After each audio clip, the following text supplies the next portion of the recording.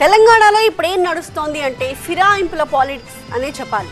గులాబీని touch చేయకుండా ముళ్ళు మాదిరి ఒకప్పుడు సెక్యూరిటీగా ఉన్న నేతలు ఇప్పుడు అదే గులాబీకి ముళ్ళు గుచ్చి మరీ వెళ్ళిపోతున్నారు. అలా వెళ్ళిపోతున్న వాళ్ళ సంఖ్య రోజు రోజుకి పెరిగిపోతోంది. మరోవైపు ఆ ఫిరాయింపులే అధికార కాంగ్రెస్ ప్రతిపక్ష బీఆర్ఎస్ల మధ్య మాటల తూటాలకు కారణమవుతున్నాయి. బీఆర్ఎస్ కి బాయ్ చెప్పి కాంగ్రెస్ కి జై కొడుతున్నారు ఎమ్మెల్యేలు. ఒక్కొక్కరుగా కారు దిగి హస్తం గుటికి చేరుతున్నారు. లేటెస్ట్ గా చేరిన ప్రకాష్ గౌడ్ తో కలిపి ఇప్పటి వరకు 8 మంది గులాబీ పార్టీ ఎమ్మెల్యేలు హస్తం పార్టీతో చేతులు కలిపారు. అంతకుముందు కడియం శ్రీహరి, పోచారం శ్రీనివాసరెడ్డి, దానం నాగేందర్, కాలే యాదయ్య, తెల్లం వెంకట్రావు, డాక్టర్ సంజయ్ కుమార్, బండ్ల కృష్ణ మోహన్ రెడ్డి ఇలా 8 మంది ఇప్పటికే హస్తం పార్టీ ఆపరేషన్ ఆకర్ష్ కి ఆకర్షితులయ్యారు. కాసేపట్లో అరకపూడి గాంధీ కూడా కాంగ్రెస్ లో జంప్ కానున్నారు. ఇక రేపో ఎల్లుండో మరో 4 ఎమ్మెల్యేలు బీఆర్ఎస్ నుంచి కాంగ్రెస్ లో చేరే అవకాశం ఉందని ఇప్పటికే పీసీసీ వర్గాలు చెప్తున్నాయి. ఈ ఫిరాయింపులే ఇప్పుడు పొలిటికల్ గా హీట్ పెంచుతున్నాయి. అధికార కాంగ్రెస్ ప్రతిపక్ష బీఆర్ఎస్ మధ్య కోల్డ్ వార్ కి కారణమవుతున్నాయి. వారికోస్ వెయిన్స్ వ్యాధికి కేవలం 30 నిమిషాల్లో చికిత్స. కాల్ చేయండి 9989527715. ఇక త్వరలో బీఆర్ఎస్ ఎల్పీ కాంగ్రెస్ లో విలీనం కాబోతుందని కాంగ్రెస్ సీనియర్ నేత ఖైరతాబాద్ ఎమ్మెల్యే దానం నాగేందర్ కుండబద్దలు కొట్టారు. ఇక బీఆర్ఎస్ లో మిగిలేది 4 ఎమ్మెల్యేలు మాత్రమే అన్నారు ఆయన.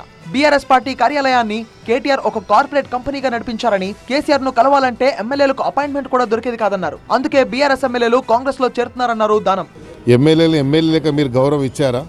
ఒక ఎమ్మెల్యేని ఇప్పుడున్నటువంటి ఎమ్మెల్యేలు అందరు ఎందుకు వస్తున్నారు?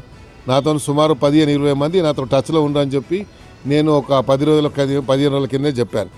అందరు కూడా నాతో మాట్లాడారు చాలామంది. కేటీఆర్ గారితో అపాయింట్మెంట్ కావాలంటే అక్కడ అడగాలి, కింద అడిగితే పిలిస్తే పోవాలి. కర్మగాలి పోతే గంటల తరబడి ఎమ్మెల్యేలు బయట కూర్చోవాలి. ఇదేనా రాజకీయం అంటే? సెల్ఫ్ రెస్పెక్ట్ ఉండాలి. సెల్ఫ్ రెస్పెక్ట్ ఉంటే మేము పోతామనే ఉద్దేశంతోనే ఈరోజు చాలామంది వస్తారు. ఇప్పుడు ప్రకాష్ గౌడ్ గారు ఈరోజు కలిశారు. తర్వాత నెక్స్ట్ లైన్లో ఉన్నారు ఒక 6 మంది. రేపో మాపో వాళ్ళు కూడా జాయిన్ అయిపోతారు.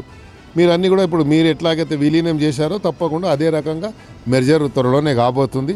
మిగిలేదు ఒక 5-6 మంది మిగిలి. ఇటు కాంగ్రెస్ తీరుపై సోషల్ మీడియా వేదికగా నిప్పులు చెరిగారు BRS working president KTR. CM Revanth Reddy పాలన మీద కంటే చేరికల మీదే దృష్టి పెట్టారని మండిపడ్డారు కేటీఆర్. బీఆర్ఎస్ ప్రభుత్వ హయాంలో పూర్తయిన గోపన్పల్లి ఫ్లైఓవర్ ఓపెన్ చేసే టైం లేని సీఎం ఢిల్లీ పెద్దల చుట్టూ బీఆర్ఎస్ నేతల ఇళ్ల చుట్టూ తిరుగుతున్నారంటూ హాట్ కామెంట్స్ చేశారు కేటీఆర్. బీఆర్ఎస్ నుంచి కాంగ్రెస్ లోకి జంప్ అవుతున్న ఎమ్మెల్యేలపై మాజీ మంత్రి శ్రీనివాస్ గౌడ్ ఫైర్ అయ్యారు. వెళ్లిపోయే వాళ్ళు వెళ్లిపోండి, మిమ్మల్ని ఎవరూ ఆపట్లేదు, కానీ వెళ్తూ కన్న తల్లి లాంటి పార్టీని విమర్శించడం సరికాదన్నారు. గొప్ప ఉద్యమ చరిత్ర, త్యాగాల పునాదుల మీద పుట్టిన బీఆర్ఎస్ కు ఇలాంటి ఒడిదుడుకులు కొత్త కాదన్నారు ఆయన. ఎమ్మెల్యేలు పోయేటోళ్ళు దయచేసి ఎమ్మెల్యేలు పోతున్నారు కదా, మీకు ఇష్టం లేకపోతే పోండి, కానీ కన్న తల్లి లాంటి పార్టీని ఈ పార్టీ సింబల్ మీద గెలిచిన తర్వాత మీకు ఈ పార్టీని తిట్టాలని నోరెట్లు వస్తుందని అడుగుతాను నేను. మిమ్మల్ని ఎవరు ఆపట్లేదు కదా, అడగట్లేదు కదా, ప్రజలు నిర్ణయిస్తారు. ప్రజల తీర్పు అనేది చాలా ఫైనల్ అనమాట. కనుక పోయేటోళ్ళు పోండి కానీ పార్టీ ఉండదు అని శాపనార్థాలు పెడితే అది రివర్స్ అవుతుంది. మొత్తంగా ఫిరాయింపులతో తెలంగాణలో పవర్ఫుల్ పాలిటిక్స్ నడుస్తున్నాయి. అధికార ప్రతిపక్షాల మధ్య మాటలు తూటాలు పేలుతున్నాయి. మరి ఫిరాయింపులు ఇంకెంత దూరం వెళ్తాయో చూడాలి.